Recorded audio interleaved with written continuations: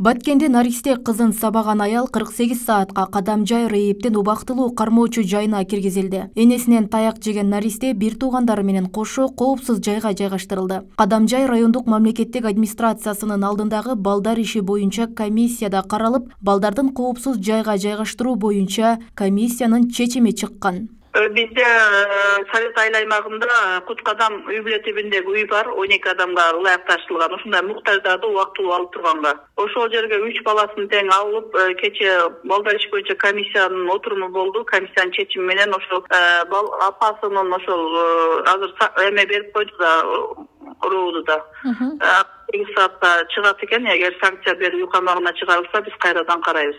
Окуя 2 күндөн бери кызуу талкууга жем таштады. Бүгүн жалгыз бой эненин кишенделип камакка алынышы, ал эми балдарынын мамлекеттин камкордугуна алынуусу үй бүлөдөгү атанын жоопкерчилигин кылтыйтты. Айрымдар үй бүлө ушул абалга келгенге чейин камкордукка албаган атанын жоопкерчилигинде кароону эске салышууда. Бул жерде бир жактуу карабашыбыз керек да. Ошону уруп, ошончолук стресске түшүрүп койгонго чейин эркек киши эмне кылып жүрдү? Анын жоопкерчилиги каякта? Ал ошол үй бүлөнү түзөрдө, ошол баланы жасар мурда эмне үчүн ойлонгон жок ошол нерсени. Анан бизде мыйзамда дагы ата эненин жоопкерчилиги деп туруп эле конкреттүү түрдө мындай айтылган юридикалык жактан бир мыйзам бар, бирок ал мыйзамда жоопкерчилиги каралат, анан ушундайга чейинки жараяна 3000ге чейин бекен ушундай төлөнөт деп гана коюлган да. А жоопкерчилик деген жерде, мисалы үчүн, атанын жоопкерчилиги канчалык деңгээлде, эненин жоопкерчилиги канчалык деңгээлде деген нерсе каралган эмес, ата эненин жоопкерчилигинен. Бул жерде мен кечээки болгон окуя боюнча мен биринчи атаны, анан атадан мурда ошол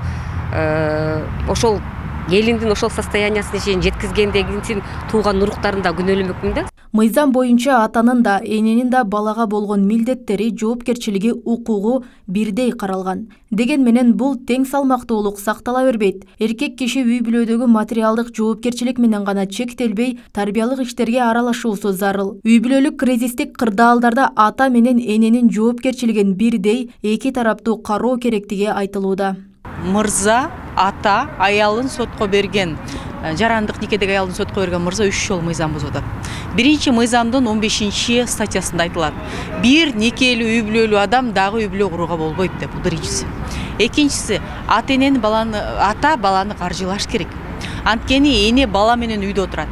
Бирок ошол эле мезгилде экөөнүн жоопкерчилиги жана мыйзам алдында укугу бирдей экендигин көрсөткөн нерсе бизде Кыргызстанда көп аткарылбаган менен бала караш үчүн ата дагы декретти көргүгө чыкса болот.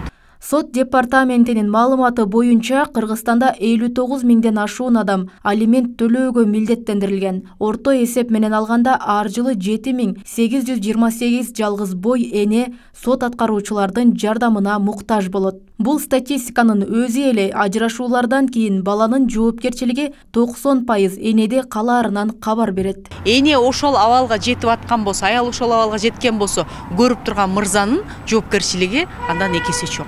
Ооба, бул жерде көп түрдүү талкуулар болуп атат. Эне бары бир эне да, ата да депчи. Баланын жоопкерчилиги биринчи эне менен ата да бирдей.